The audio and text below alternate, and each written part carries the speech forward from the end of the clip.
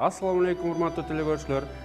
Кезектеги ыкманы көрсөтөбүз. Бүгүн дагы айкидонун жөнөкөй ыкмаларын, өзүн коргоо үчүн ылайыкташкан жөнөкөй ыкмаларын көрсөтө баштайбыз.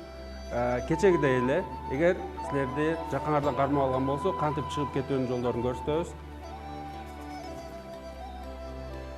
Бүгүнкүдө кечегидей эле болуп, бул жерде кармоо керек болот. Захват болгон жерде. Себеби мен прием жасайм деп аткан кезде бул колуну алып алса, кайра башка ыкмага өтүү керек болот. Азыркы ыкманы улантырып кетүү үчүн бул колун бул жерге фиксация кылабыз дагы, карап тургула.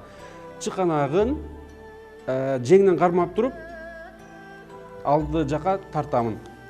Тартканымда, мына көрүп турасыңар, бул чабуулду уланта албай турган абалга келип калды. Экинчи кол менен бул тараптан кандай көрүнөт экенин көрсөтөйүн. Биринчиден колду кармайм, чыканакты колун бүктөө үчүн ылдыйга тарта баштайм дагы, капталга тез көтөрөм.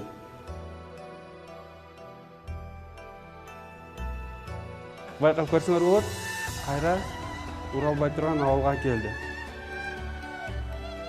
Мына, сен мени урамды аракет кылсаң, көрүп турасыңар, уралбайт. Эми жардамчым Азат көрсөтүп берет ушул ыкманы. Жай жасаганда кандай болот экен? Чыканакты. Мына урам десем, колум жетпейт уже. Ошо, да, бул тарапка көтөрүл. Кайра. Бир. Колду мунун чыканагын алды тарапка тартып аткан кезде, менин денем дагы, мына корпусум ушул тарапка, кол менен бирге бул тарапка бурулушу керек.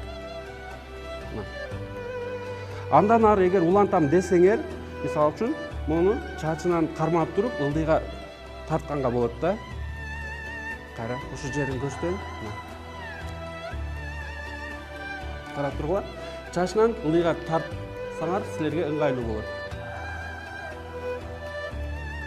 Акырындан жасап, досторуңар менен жасап, үйрөнө баштасаңар болот. Мындан ары дагы кызыктуу ыкмаларды, көнүгүүлөрдү Ош ТВ каналынан күн сайын көрсөңөр болот.